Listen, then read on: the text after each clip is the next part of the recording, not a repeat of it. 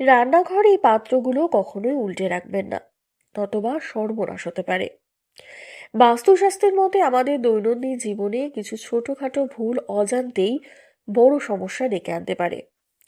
বিশেষ করে রান্নাঘর হলো এমন একটি জায়গা যেখানে সঠিক নিয়ম না মানলে ঘরের সুখ সমৃদ্ধি কিন্তু ব্যাহত হতে পারে।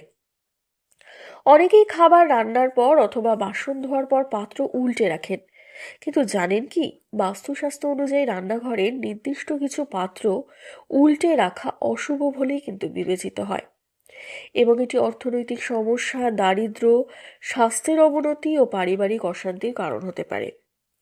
তো আসুন জেনে নেওয়া যাক কোন কোন পাত্র উল্টে রাখা উচিত নয় এবং তার পরিবর্তে কিভাবে রাখলে জীবনে সুখ সমৃদ্ধি আসবে।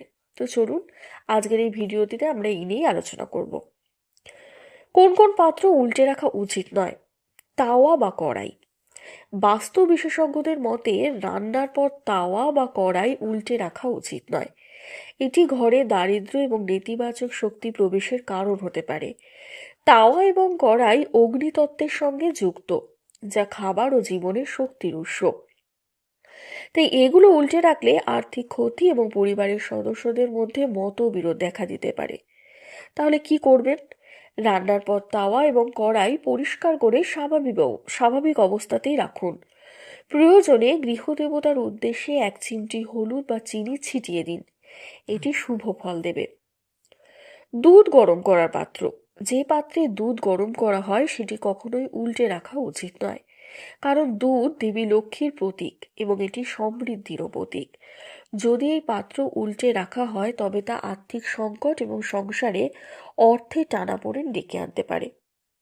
এই পাত্র ব্যবহারের পর সঙ্গে সঙ্গে ধুয়ে পরিষ্কার করুন এবং সঠিকভাবে সংরক্ষণ করুন।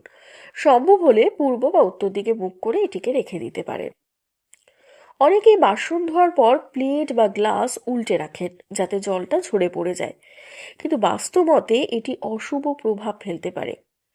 উল্টে রাখা থালা বা গ্লাসের কারণে ঘরে কিন্তু নেতিবাচক শক্তি প্রবেশ ঘটে এবং এটি পরিবারে কলহ ও অসুখের কারণ হতে পারে। তাই প্লেট বা গ্লাস উল্টো করে না রেখে স্ট্যান্ডে সোজা রেখে শুকাতে দিন বা সংরক্ষণ করুন, এতে ঘরের পজিটিভ এনার্জি বজায় থাকবে। বাস্তুশাস্ত্রে লোহাকে শনির প্রতীক বলা হয়। যদি লোহার পাত্র উল্টে রাখা হয় তবে এটির শনির অশুভ প্রভাব তৈরি করতে পারে, যা জীবনে বাধা, বিপত্তি এবং আর্থিক সমস্যা সৃষ্টি করতে পারে।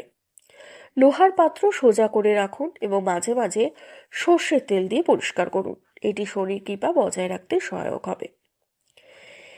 জলের পাত্র উল্টে রাখলে এটি ঘরে দরিদ্রতা এবং মানসিক অশান্তি সৃষ্টি করতে পারে, কারণ জল হচ্ছে চন্দ্রের প্রতীক এবং এটি মন ও শান্তির সঙ্গে সম্পর্কিত।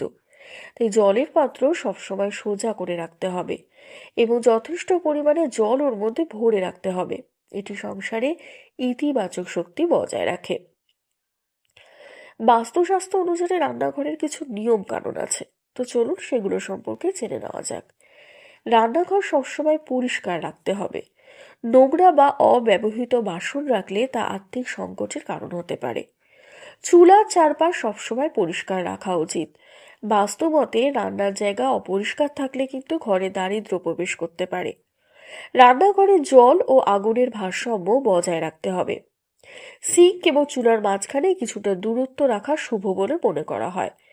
বৃহস্পতিবার ও শনিবার লোহার বাসন ব্যবহার না করাই ভালো, এটি শনি কৃপা বজায় রাখে এবং সংসারের উন্নতি সাধন করে। রান্নাঘরে কখনোই শুকনো বাসন ফেলে রাখা উচিত নয়, এতে পরিবারে অশান্তি এবং আর্থিক ক্ষতি হতে পারে।